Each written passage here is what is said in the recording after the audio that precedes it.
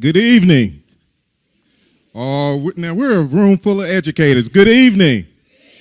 Thank you. I'm Jeremy Owa. I have the pleasure of serving our state as the Assistant Commissioner over the Division of Educator Effectiveness and working with you all on a daily basis. And so I really appreciate you all taking the time. I know summer has started, but you've taken the time out of your summer schedule to join us tonight in our first lecture series. And so thank you on behalf of the division, and you'll hear more from our commissioner.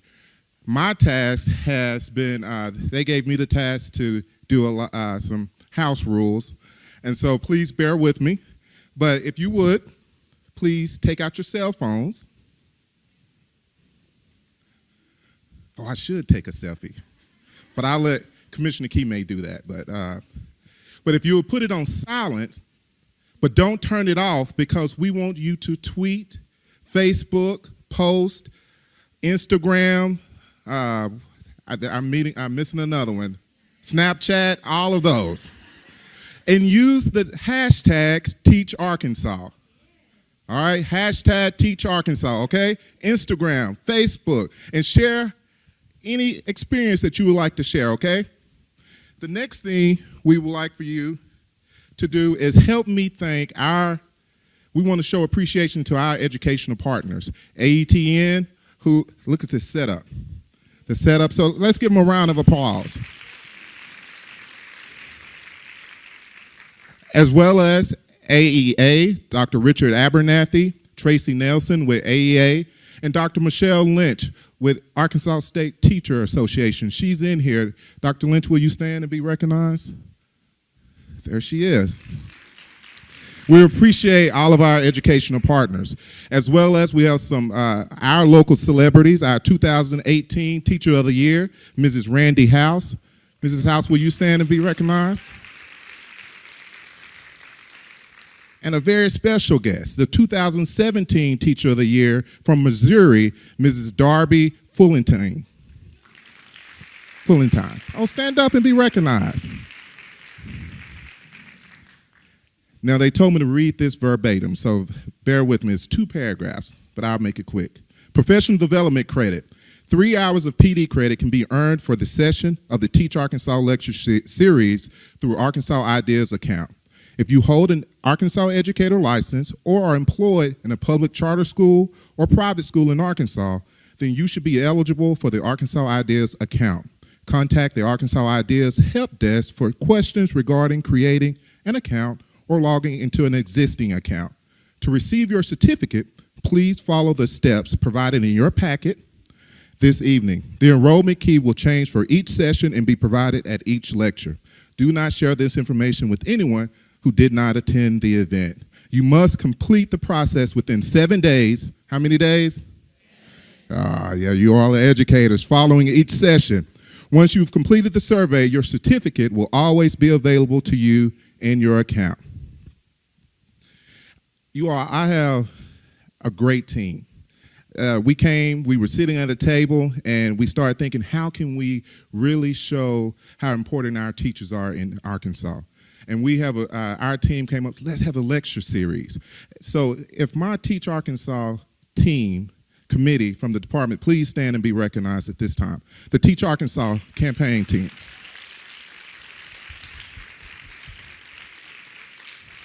And while they're standing, we would like all the entire ADE, Arkansas Department of Education team, to please stand and be recognized at this time as well.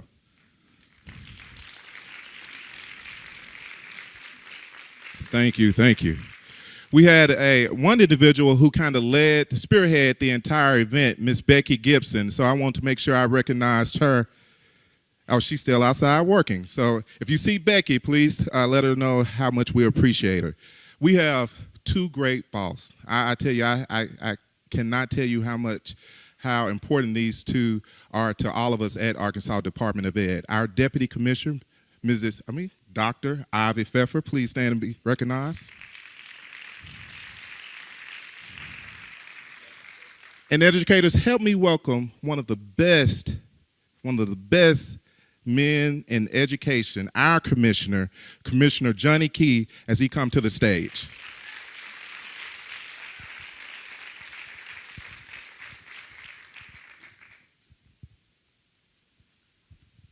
Thank you, Dr. O. Welcome. Welcome to the Ron Robinson Theater, and on behalf of the team at the Department of Education, I want to say thank you. Thank you for this past school year. Thank you for everything that you have done and continue to do as we are every day working to fulfill our vision of transforming Arkansas to lead the nation in student-focused education. And that's why we're here tonight. We are here tonight because we are going to hear remarks from a young lady who truly exemplifies what it means to be student-focused. And I think her presentation tonight is going to reinvigorate you after a long year of school and get you ready, get you pumped up. She may challenge you. She may challenge us. And we hope that we are able and up to that challenge. So, Dr. O put me on the spot. I have to tell you, I'm not the best at these selfie things, but I'm going to give it a try, okay? All right, so I'm trying to get as many of you in the picture as I can. All right, so everybody stand up, because it's going to look bigger if you're all standing up, okay? All right, here we go. Everybody wave. 1, 2, 3, wave. All right. Hashtag Teach Arkansas, right, Dr. O? All right. You know, we do have a great team at the Department of Education. Someone else that I want to recognize, because we also have a great team that makes up the State Board of Education. And Governor Hutchinson is supportive of teachers and felt so strongly about this next lady that I want to introduce. He appointed her to the Arkansas State Board of Education, and that's Miss Weta Newton, also a Teacher of the Year. So give Miss Newton a hand. And I also want to recognize all of the members of the Arkansas Exemplary Educators Network. Those are teachers who are Teachers of the Year, Milken Award winners. If you are here, would you please stand up and be recognized tonight? Come on, Fanny, Susan, whoever, Amy. All right. So tonight I have the privilege of introducing someone that over the last year I have grown very fond of. And I've grown fond of her because she is a fantastic role model for what teachers in the state of Arkansas should be. I have seen how she cares for her students. At the announcement at her school, where we went and presented her with, recognized her for becoming the 2017 Arkansas Teacher of the Year, we got to see some of her students. And we got to see how they engage and how they interact and how they love her. And it set the tone for what I think has been a fantastic year, where Courtney Cochran has been traveling the state, really uplifting the profession of educator, setting the example for others, to talk about the positive stories, to talk about the impact that our educators make on the lives of our children. So would you please join me in welcoming our 2017 Arkansas Teacher of the Year, Courtney Cochran.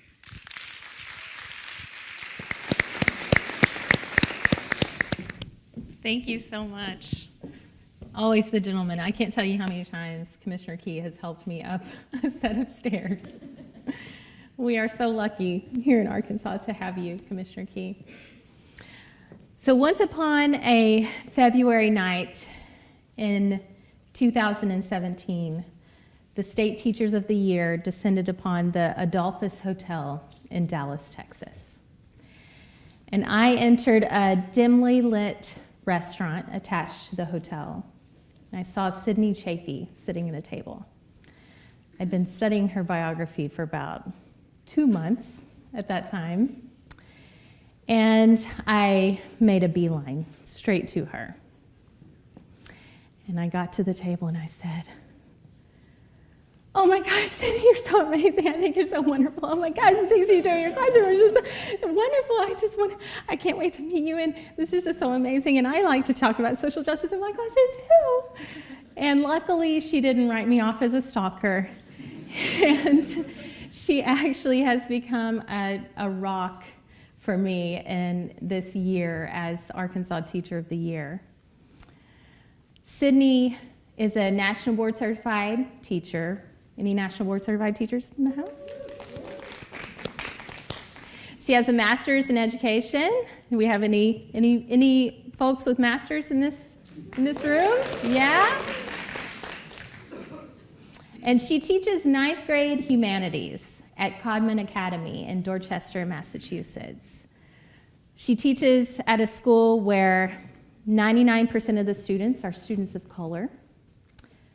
Her students say about her that she's a great listener, she's caring, she takes time to build relationships, she pushes them and really gets into their heads. The work that Sydney does in her classroom truly exemplifies the best practices in culturally responsive teaching.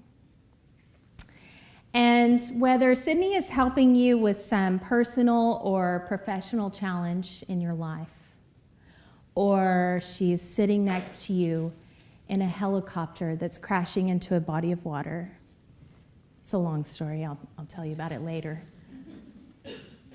Sydney has all the right words for every situation. And that's why I am so excited to learn with you from her tonight. Ladies and gentlemen, the 2017 National Teacher of the Year, Sydney Chaffee. Hi, I'm Sydney Chaffee, and I earned my Master's of Education from Lesley University in 2007.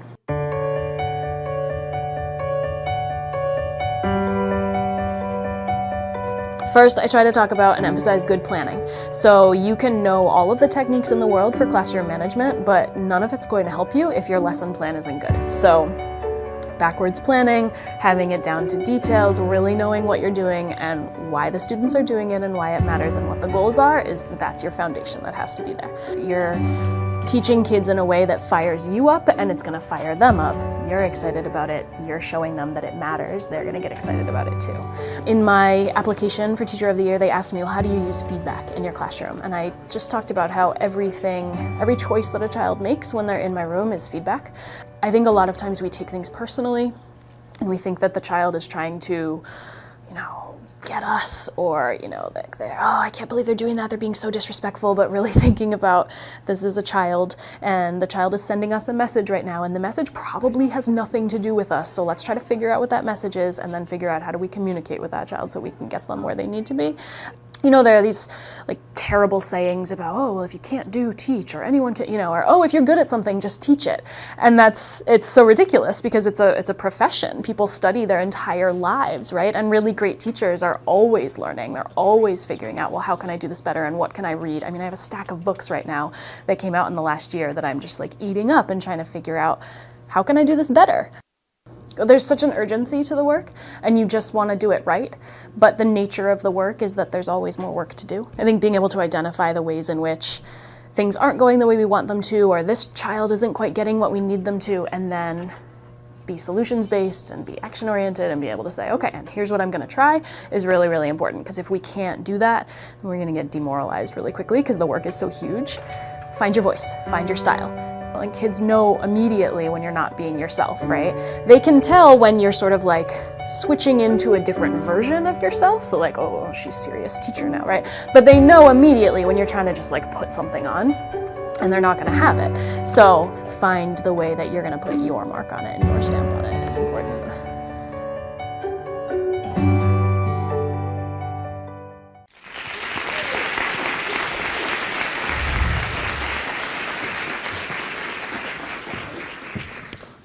We weren't allowed to hug because when we hugged during the rehearsal, our mics were Okay, thank you, Courtney, for that great introduction. No pressure, but I have all the right words for every situation, so hopefully this is going to go really, really well.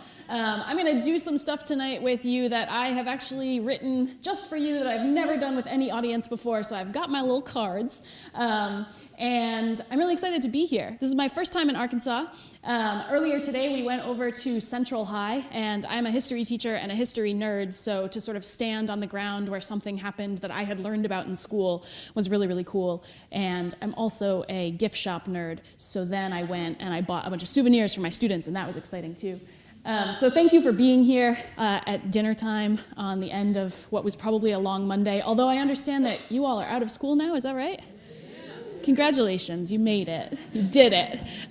So maybe not as long of a Monday as you're used to. But yeah, I'm really excited. Thanks for being here to talk to me. And when they told me that I had, like over an hour to talk to you tonight, I was like, because I've never talked for that long on stage. My only experience with sort of being in front of people for that long is being in front of my class. And when I'm in front of my class, I've learned enough now as a teacher to know that I shouldn't just stand up there and talk at them the whole time. So I decided what I would do is I would treat you guys kind of like my class, and I'm not going to talk at you the whole time. I'm going to ask you tonight to actually talk to each other a bunch, so I hope you're sitting next to someone you like. And I'm going to ask you also to volunteer and talk back to me a little bit. I'm hoping that just like in my class, we can sort of learn together tonight.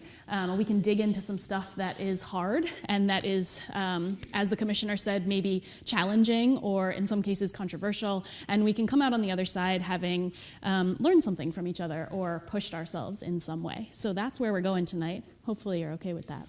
So I'm going to get my little clicker and we're going to get started. Just like in my class, I'm going to start with a do now. So I'm going to ask you to talk to the person next to you. If you don't have someone next to you, I need you to make a friend, all right? I'm going to ask you to talk to someone next to you about a quotation that I'm going to put up. This is from Ted and Nancy Sizer in their book, The Students Are Watching. And I want you to talk to your partner about what you think about this quotation, okay? So they wrote, "Schools exist to change young people." So let's take a moment, talk to the person next to you about what you think about that quotation. Go ahead.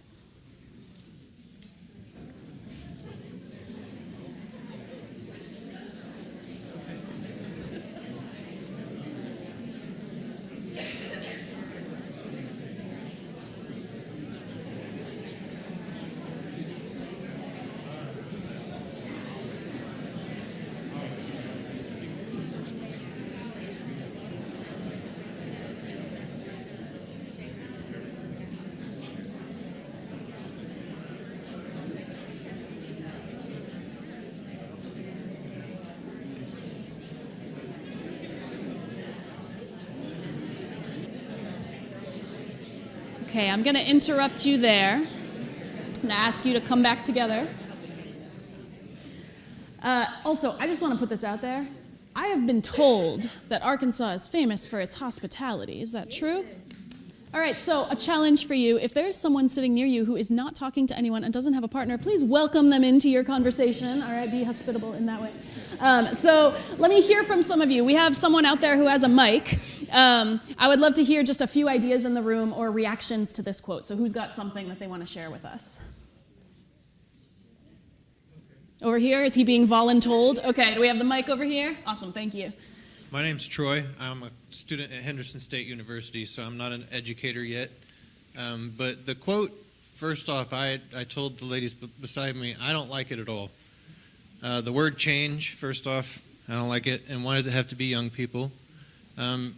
Change comes across like we're trying to, we know best, and we're going to tell you what you need to know. And I feel like it should be more like development, change from the inside. And it doesn't have to be young people also. Awesome. Thank you. So here's why I like that. I love that we had a strong model start us out by pushing back. And what I would love for us to be able to do tonight is really grapple with ideas and push back on each other. So thank you for that. Let's get maybe one more person tell us what they think. I think we have someone in the back. Well, my sister and I talked, and we think that young people change the school. Beautiful. I like that. You want to say any more about that? That they come in, and we learn from them as much as they learn from us every year. Snap, snap. Absolutely. All right, so I'm actually not going to tell you what I think about this yet. And we're going to set this aside for a little while. We'll come back to it later, so keep this somewhere in the back of your mind. But for right now, I want to ask you another question. It's like a really simple question, really easy, okay? So what's your passion in life? What drives you? What's the thing that gets you out of bed in the morning and keeps you up at night? What's that thing that if we took it away from your life would leave you feeling lost and purposeless? Easy, right? Easy questions? So we ask at my school, we ask the 9th graders this question every year at the beginning of the year. And the answers we get are really fascinating. So some 9th graders are passionate about playing basketball or piano or video games. And some of them are passionate about fixing things or helping people. But whatever they say, it gives us a really great look into who they are. It helps us start to understand them. So a few years ago, after asking kids this question every single year, the staff at my school decided that we should probably try to answer it ourselves. So I find myself sitting in a staff meeting thinking, okay, what's my passion? And I wanted to dig past the obvious first answer of teaching, because that felt too easy. And so I got to the answer of storytelling. I love telling stories. And for me, teaching is storytelling. Teaching is electric to me when I'm helping students understand the stories of people who made history happen, or I'm helping them understand how to tell their own stories. It's incredibly powerful. And the more I think about storytelling, there's this one framework or structure for stories that I really, really like. It's called the hero's journey. And the hero's journey is a framework for understanding storytelling that comes from this idea that if you look at the stories of different cultures from all over the world, they seem to fall into a similar pattern. This is one way of thinking about what that pattern looks like. So the hero's journey is like this. You've got a protagonist. They're a normal, everyday person, living their normal, everyday life. And they're flawed because they're a normal, everyday person. In fact, in some cases, the hero of the hero's journey, the protagonist, is someone who we don't even like very much. And then something happens and they get called on an adventure. They get called to cross this threshold between the known world and the unknown world. And when they get into the unknown world, they face a series of challenges. Depending on the kind of story you're reading, those challenges might manifest as literal monsters that they have to fight, or they might manifest as inner demons, and anything in between. And over the course of sort of fighting these monsters and overcoming these obstacles, the hero is transformed in some way. They then return to the normal world. They return to their old life. But of course, as a result of going on this journey, they're completely changed. That's the basic structure of the hero's journey. And if you haven't heard of it, you can look online. There are all kinds of YouTube videos analyzing anything from The Matrix to The Hunger Games to ancient stories and showing how they map on this basic structure. So the hero's journey is a framework for storytelling, right? And obviously, if we think about our own real lives, they don't map themselves out that neatly, right? The events don't fall into place like that. But here's the thing that I love. Humans are master storytellers. So even though the events of our lives don't fall into this structure, in our memories and in our retellings, we sometimes shape the events of our lives so they fit this circular pattern. Right? So we hyperbolize and we turn people into monsters. We look back on something that happened a really long time ago and we think about the lessons that it taught us. We tie things up in a neat little bow. And when we do that, one of the most important settings in that mythologizing that we do about our own lives is school. Because school is the place where we grow up, right? School is the place where we become who we are as young people. It's the place where we sort of figure out who we are and what we want to be. And so if we accept that that's true, then whether we like it or not, as teachers, as people who work with young people, we have to accept that we are going to show up in their stories about their lives. And so the question that we have to ask ourselves is, who do we want to be in those stories? How do we want to feature in students' myths about how they became who they are? It's a huge question, right? So, hold on, I'm losing my place. They're gonna edit this part out, it's fine.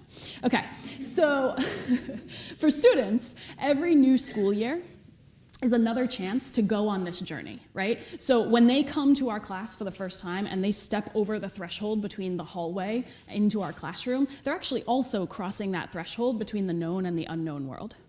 And over the course of the year, they're going to encounter all of these different challenges with us. And the thing that we know as teachers is that whatever our kids are dealing with outside of school, when they cross that threshold and come into our rooms, they're gonna bring everything in with them. Whatever it is that they're facing outside, whatever challenges and adversities they're facing are gonna get packed into their backpack and carried into the class. They're gonna get put into that weird little desk they have where the top opens up and they can shove all their sandwiches and stuff inside, right? They carry everything in with them. So think about that for a second. Think about yourself as a kid. What kind of weight were you carrying with you when you went into school? What were the things that were unshakable and unavoidable for you as a young person? The things that no matter how hard you tried to push them out and just focus on parabolas or parallel structure, you couldn't do it. For a lot of our kids, they're dealing with weight because their parents are going through a divorce, or one of their family members has died, or has been incarcerated, or is absent. Some of our kids are learning English. Some of our kids are hungry. Some of our kids have learning differences, and they're carrying around the shame that comes with that. Because of trauma, some of our kids are at war with their own brains, because their brains and their bodies tell them that they are in mortal danger at the slightest perceived threat.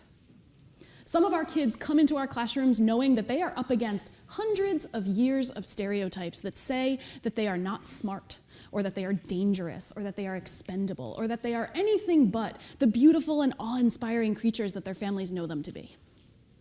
And all of our kids are also going to encounter challenges by design in our classes too, because that's what school is.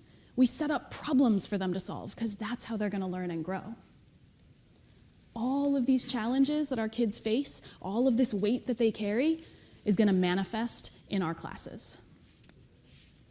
But despite that weight, or maybe because of it, every single one of our kids deserves to feel like a hero. Do like a, thank you. I know.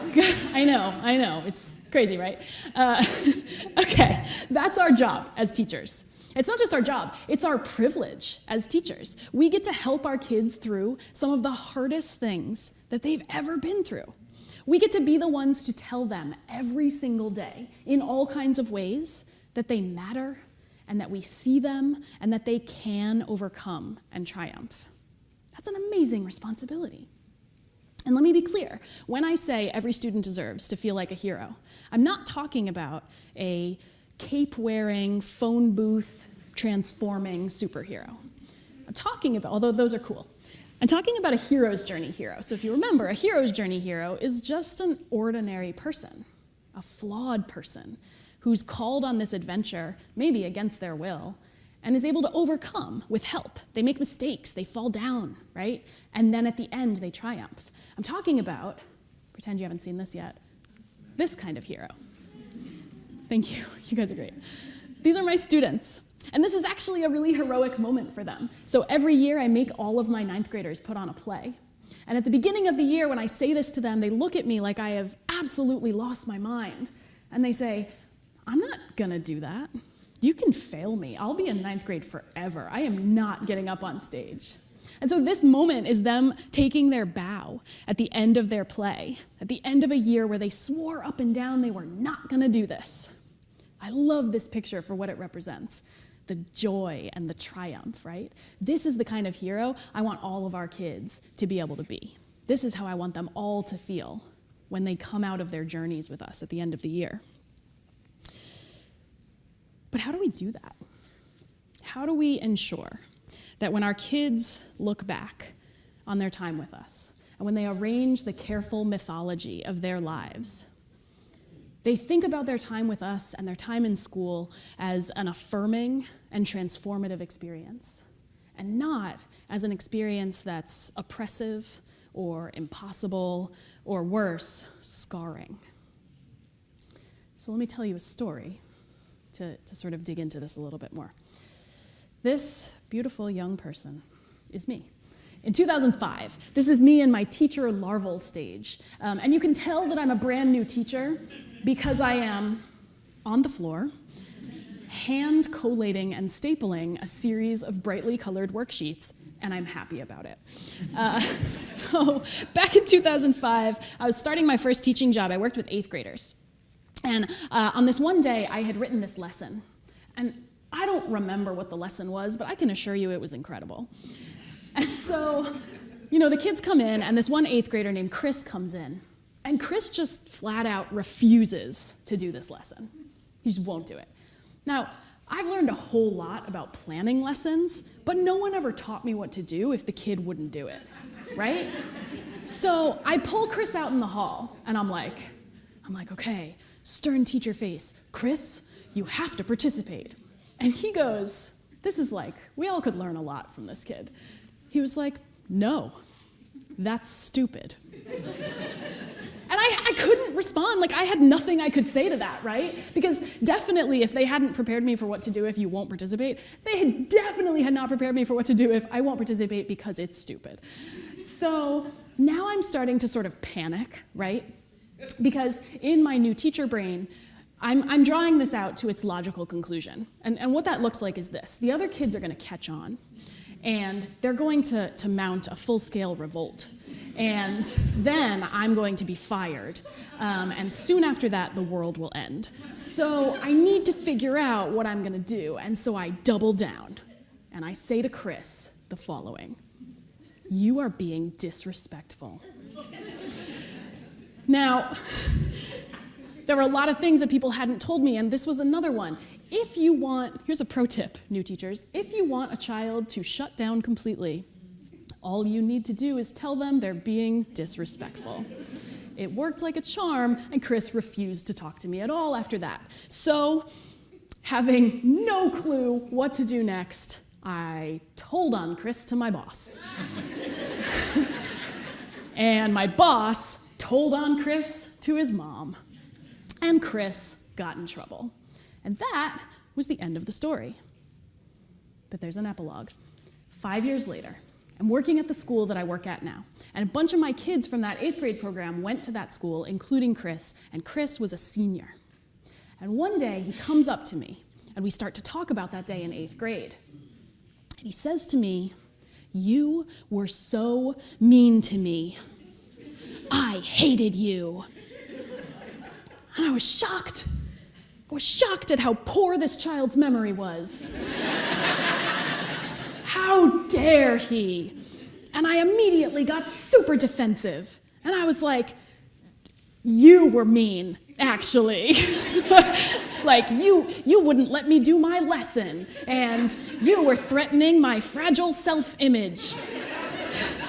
And it took me a shamefully long time to realize that I had severely missed the point with Chris on not one, but 2 occasions. Of course, Chris's understanding of what had happened that day was valid.